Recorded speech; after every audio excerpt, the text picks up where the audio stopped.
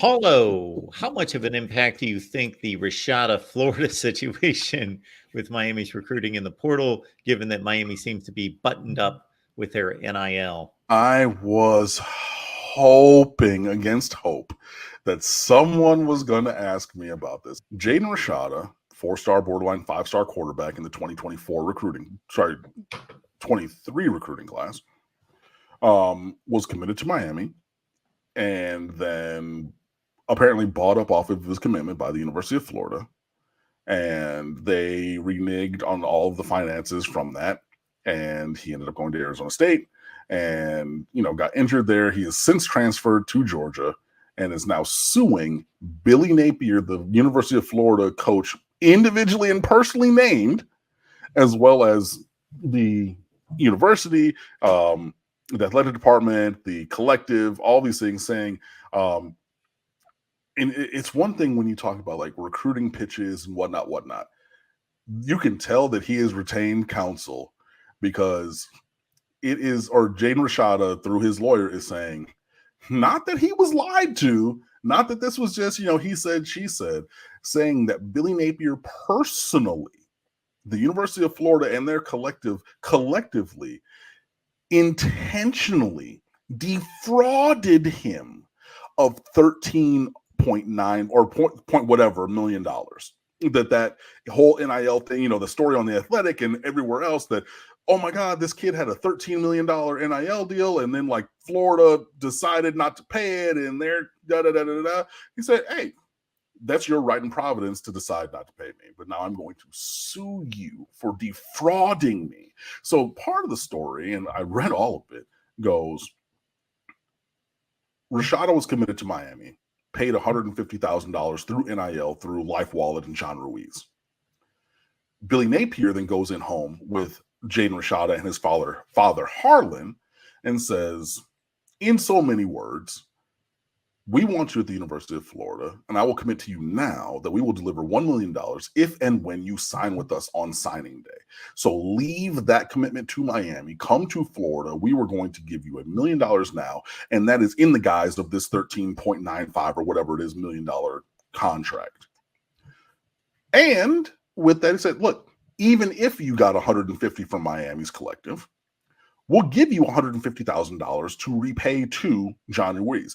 Now, if you're thinking about that, wait, so you're going to give me $150,000 to give to somebody else who is giving me $150,000. So like they're getting $150,000 back, but like I'm keeping $150,000, but you're facilitating the repayment. So like you're winning on both sides. You get to keep your $150. We'll give you $150 to give to them, pay you $1 million when you sign, and ratify this $13 point whatever $1 million contract. Understandably, Jaden Rashada says, sold. Absolutely. Give me that. And so he's like, okay, cool. I have no fiduciary connection to a Life Wallet anymore. I've repaid the $150,000. I'm going to sign with the University of Florida. I fully expect everything. And then none of what Billy Napier is purported to have said actually came to pass. Hence, what has led us to the spot where Jaden Rashada, a current player at the University of Georgia, is suing the coach at the University of Florida. And Jaden Rashada, in his portal recruitment, reportedly told Kirby Smart about this months ago and said, hey, I'm working on a lawsuit. I'm going to sue them. And Kirby Smart said, cool, that ain't got nothing to do with me. Bring your ass. Let's go. Go Dogs. Right? So that's to lay the stage on, or set the stage on where we are. In terms of Miami comes out smelling like a rose. We follow every single like letter and intent of the law with NIL. We meet our financial obligations without fail, always. You have not heard a player say, and we've heard this about plenty of other teams, plenty of other schools, plenty of other collectives. Oh, I didn't get my money and they promised me and we had a contract and I didn't. You never hear that about Miami, right? So yes, Paulo, Miami, I do believe, has NIL buttoned up. Like what we say, like our word is our bond, what is on those contracts, what has been committed to these players is paid. Now, there have probably been some guys, Henry Parrish, who have left looking for more money. because they might, think themselves at a higher tax bracket in terms of NIL than maybe their play precipitates. But hey, you're able to think the world of yourself. But nowhere will you find someone who says that Mario Cristobal personally defrauded them of, 8 figures. You know what I mean? Like, what are we doing here? So, like, that is a ready-made negative recruitment for every single player across the board that University of Florida is going to go after, that Miami's also going to recruit. Hey, I don't even need to tell you. I'm going to give you this. Well, I was going to say article, but like kids don't read articles. I'm going to give you this infographic about the situation that's alleged. Because, hey, again, this other player at another school says that their coach defrauded him of generational money. Like, it's a thing, and it's going to have an impact on the University of Florida because, like, their recruiting and their collective thing, shambles for sure. And this is the thing that you have to answer. You ever seen that commercial with the guy who's like interviewing for a job and they're going to give him the job and then they bring up his Google results and like all this negative stuff? He's like, oh, that's so wrong. And this is not wrong. I don't believe this is wrong, because we've been hearing it for so long. But now this is your top Google result. So this is the thing. Hey, coach, I hear you about coming to Alachua County and being a Gator and Gator bait and da-da-da-da-da. There's a current college player who said that you defrauded him of 8 figures. And you want me to send my son there? And you're sitting here making these or having conversations about NIL and compensation and whatnot. I think that we need to drill down on this really quickly. I think that I would love to stop talking and just hear your side of things. And yeah, you just tell me about how we got here and where we stand. Because every player is going to need that, and their parents are going to need it, because like the money of the bagman game and everything. If you thought that it only went to the players and like never affected the families, come on, bro. Come on, please. Like there have been plenty of people who've gotten jobs. Robert Kimdiche's dad was a doctor, I believe, and then he got a job at the University of Mississippi Medical Center. Hello? You know what I mean? Sony Michelle's mom was a receptionist at American Heritage. That's how he got free tuition. And all of a sudden, there's a new receptionist position at the athletic department at the University of Georgia when Sony Michelle goes up there. Excuse me? You know what I mean? Like, if you think it's just a player, expand your worldview. But yeah, anything that is a negative to the University of Florida could potentially be a positive for the University of Miami. Now, it's the way in which it is used and how it affects the mentalities of some players. But in just broad strokes, I'll say, definitely a negative to Florida. And if it's a negative, if it's hurting our enemy, it has to be helping us. Now, I think it can help Georgia, who recruits against Florida for a bunch of players, especially in the state. It can probably, maybe help Florida State and Mike Norvell get going in a different direction in terms of high school recruiting, which Lord knows they need. It can help Miami. It can help LSU. It can help Tennessee. These are all teams that they are rivals with and teams that they recruit against routinely.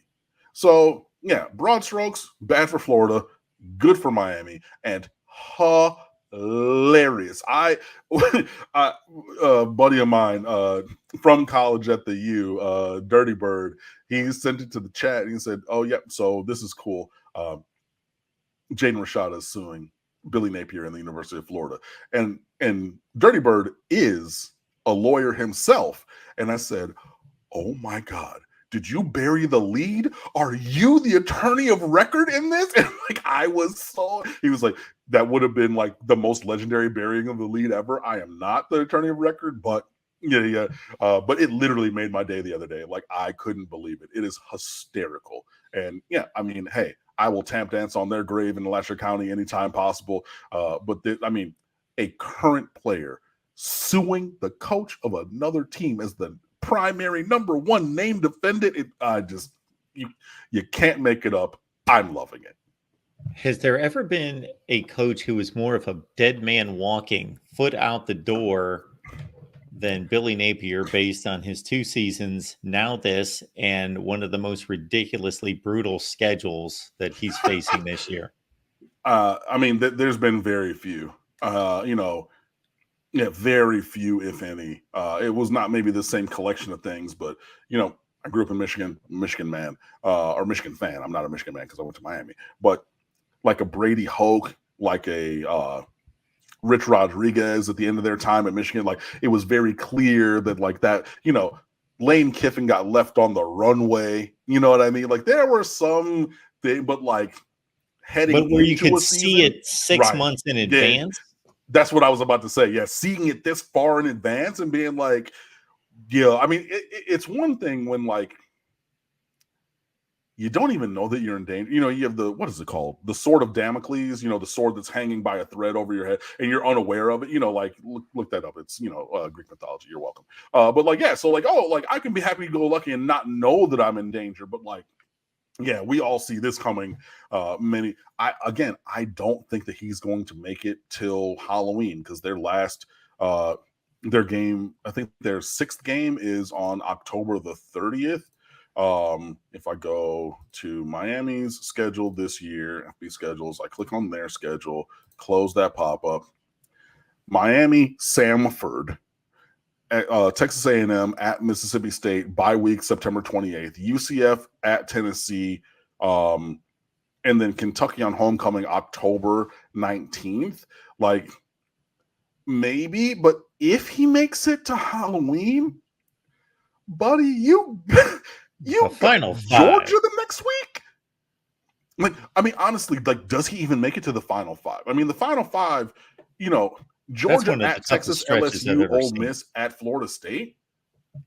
RIP just killed the club. I mean, like, maybe you hang the losses on this guy because you know that he's going to go out, but like, whew, buddy, rough times ahead.